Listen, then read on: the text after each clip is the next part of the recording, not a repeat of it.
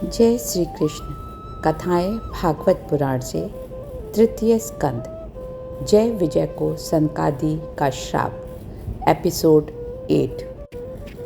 श्री मैत्रेय जी कहते हैं, एक बार दक्ष की पुत्री दिति ने पुत्र प्राप्ति की इच्छा से कामातुर होकर सायंकाल के समय कश्यप जी से प्रार्थना की। तब उन्होंने उसे समझाते हुए कहा, मैं तुम्हारी इच्छा अवश्य पूरी करूँगा, परंतु यह समय उचित नहीं है। पर पति के समझाने पर भी कामातुर दिति ने पति के संग समागम किया।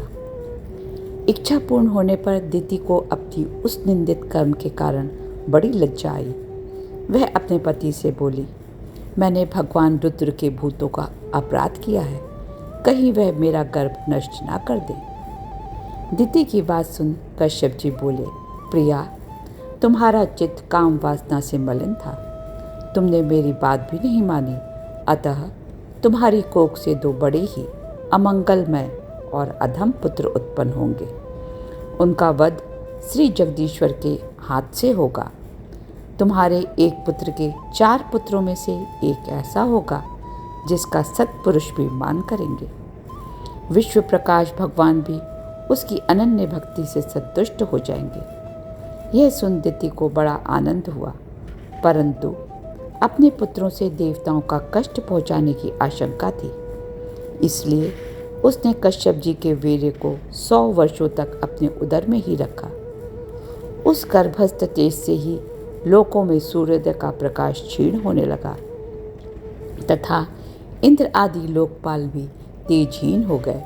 तब उन्होंने ब्रह्मा जी के पास जाकर कहा, देव, कश्यप जी के वीर से स्थापित हुआ यह दिति का गर्भ सारी दिशाओं को अंधकार में करता हुआ क्रमशः बढ़ रहा है, कृपया हमारी सहायता करिए।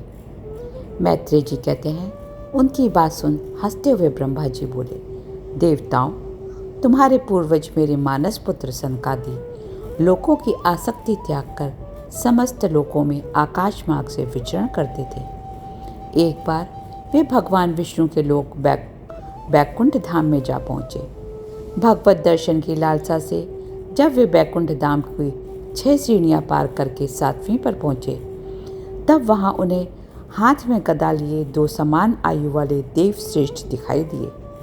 मुनिगण उनसे बिना पूछताछ किए द्वार में भी घुस गए। उन्हें इस प्रकार निसंकोच रूप से भीतर जाते देख उन द्वारपालों ने सनकादि ऋषियों को रोक दिया। द्वारपालों की इस हरकत से ऋषियों को क्रोध आ गया और वह बोले, तुम हो तो इस भगवान बैकुंठनाथ के पार्षद, किंतु तुम्हारी बुद्धि बहुत मंद है। तुम्हारे लिए दंड है कि तुम अपनी भेद बुद्धि के दोष से इस बैकुंठ लोक से निकलकर उन पापमय योनियों में जाओ जहाँ काम, क्रोध, लोभ प्राणियों के 3 शत्रु निवास करते हैं। सनकादि जी के कठोर वचन सुनकर श्री हरि के वे दोनों पार्षद अत्यंत दीन भाव से उनके चरण पकड़कर बोले, भगवान, हम अवश्य अपराधी हैं, किंतु हो सके तो करुणावश ऐसी कृपा कीजिए जिससे उन अधमाधम योनियों में जाने पर भी हमें भगवत स्मृति को नष्ट करने वाला मोह ना प्राप्त हो। इधर जब भगवान कमलनाथ को मालूम हुआ कि मेरे द्वारपालों ने सनकादि साधुओं का अनादर किया है, तब वह लक्ष्मी के सहित अपने श्री चरणों से चलकर वहाँ पहुँचे।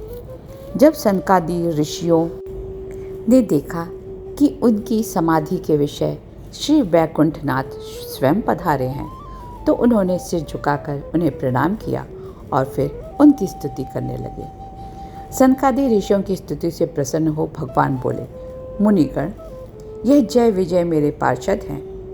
मेरे अनुचरों के द्वारा आप लोगों का जो तिरस्कार हुआ है उसे मैं अपना ही किया हुआ मानता हूँ, इसलिए मैं आप लोगों से प्रसन्नता की भिक्षा मांगता हूँ। मेरे अनुरोध से आप केवल इतनी कृपा कीजिए कि इनका यह निर्वासन काल शीघ्र ही समाप्त हो जाए। आपने जो मेरे अनुचरों को श्राप दिया है वह मेरे प्रेरणा से ही दिया है। यह शीघ्र ही दैत्य योनि को प्राप्त होंगे। मैत्रेय जी कहते हैं, विदुर जी, तदंतर उन मुनीश्वरों ने भगवान विष्णु के बैकुंठ धाम के दर्शन करके उनको प्रणाम किया और फिर वह प्रसन्न हो वहाँ से लौट गए। फिर भगवान ने अपने अनुचरों से कहा, जाओ, मन में किसी प्रकार का भय मत करो, तुम्हारा कल्याण होगा। द्वारपालों को ऐसा कह भगवान अपने धाम को चले गए। वह दोनों द्वारपाल बैकुंठ लोक से गिरकर दिति के गर्भ में स्थित हो गए हैं। उन दोनों असुरों के तेज से ही तुम सबका तेज फीका पड़ गया है। इस समय भगवान ऐसा ही करना चाहते हैं। ब्रह्मा जी से अंधकार का कारण जानकर देवताओं की शंका दूर हो गई और वे स्वर्ग लोक को लौट आए। इधर पूरे 100 वर्ष बीतने पर उस साध्वी दिति ने 2 जुड़वा पुत्र उत्पन्न किए। वे दोनों आदि दैत्य जन्म के उपरांत शीघ्र ही अपने फौलाद के समान कठोर शरीर से बढ़कर महान पर्वतों के सदृश हो गए। प्रजापति कश्यप जी ने उनका नामकरण किया तथा जो उधर से पहले निकला उसका नाम हिरण्याक्ष रखा और जो बाद में निकला उसका नाम हिरण्यकश्यपु रखा। हिरण्यकश्यपु ब्रह्मा जी की ओर से मृत्यु के भय से मुक्त हो जाने के कारण बड़ा उद्धत हो गया। उसने अपने भुजबल से लोकपालों के सहित तीनों लोगों को अपने वश में कर लिया। वह अपने भाई हिरण्याक्ष को बहुत चाहता था। एक दिन वह हिरण्याक्ष हाथ में गदा ले युद्ध का अवसर ढूंढता हुआ स्वर्ग लोक में जा पहुंचा। उसे देख देवता लोग डर के मारे इधर उधर छिप गए। फिर उस महाबली दैत्य ने वहां से लौटकर जल क्रीड़ा के लिए ज्यों ही समुद्र में पैर रखा, वरुण के सैनिक जलचर जीव घबराकर बहुत दूर भाग गए। हिरण्याक्ष अनेक वर्षों तक समुद्र में घूमता रहा। घूमते घूमते एक दिन वह वरुण की राजधानी विभावरीपुरी में जा पहुंचा। वहां पाताल लोक के स्वामी वरुण जी को देख उनकी हंसी उड़ाते हुए उनको प्रणाम किया और फिर व्यंग से कहा, महाराज, मुझे युद्ध की भिक्षा दीजिए। यह सुन वरुण अपने क्रोध को दबाते हुए बोले, भाई, अब तो हमें युद्ध का कोई चाव नहीं रहा, परंतु तुम भगवान पुराण के पास जाओ, वही तुम्हें युद्ध में संतुष्ट कर सकते हैं। वरुण जी की बात सुन वह दैत्य बड़ा प्रसन्न हुआ और नारद जी से श्री हरि का पता लगाकर रसातल पहुंच गया। वहां उसने विश्व विजयी वराह भगवान को अपनी दाढ़ों की नोक पर पृथ्वी को ऊपर की ओर ले जाते हुए देखा। उन्हें देखकर वह हंसकर बोला, अरे, ये जंगली पशु कहाँ से आया? इस पृथ्वी को छोड़ दे। अरे सूकर रूप धारी, मेरे देखते देखते तू इसे लेकर कुशल पूर्वक नहीं जा सकता। उस दैत्य के दुर्वचन सुनकर और पृथ्वी को भयभीत देखकर भगवान कुछ न बोले और पहले पृथ्वी को जल से बाहर लाकर स्थापित किया। फिर श्री हरि ने अपनी गदा लेकर अपने पीछे आ रहे हिरण्याक्ष को युद्ध के लिए ललकारा। ललकार सुन हिरण्याक्ष ने बड़े विवेक से लपककर भगवान पर गदा का प्रहार किया। दोनों में से एक दूसरे को जीतने की इच्छा से अत्यंत भीषण युद्ध आरंभ हो गया। युद्ध को देखने के लिए ऋषियों सहित ब्रह्मा जी भी आए। उन्होंने देखा वह दैत्य बड़ा शूरवीर है। तब वे बोले, देव, यह दुष्ट बड़ा ही मायावी, घमंडी और निरंकुश है। आप इससे खिलवाड़ ना करें। प्रभु, संध्या की भयंकर बेला आने वाली है। आप इससे पहले ही इस असुर को मारकर देवताओं को विजय प्रदान कीजिए। इस समय अभिजीत नामक मंगलमय मुहूर्त का भी योग आ गया है।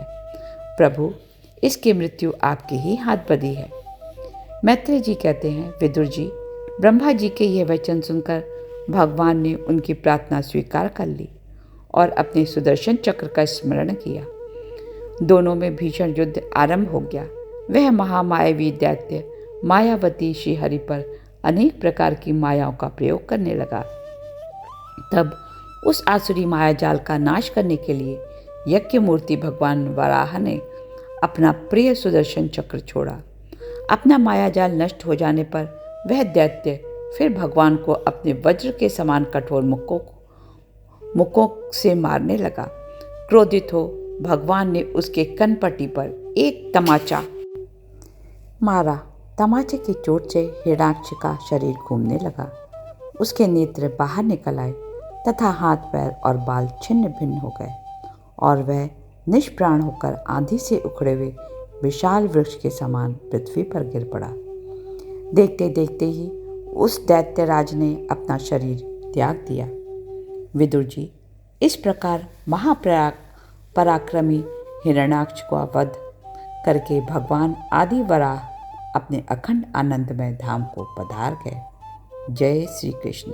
अगले अंक में सुनेंगे कर्दम जी की तपस्या और देवाहुति संग विवाह। एपिसोड 9।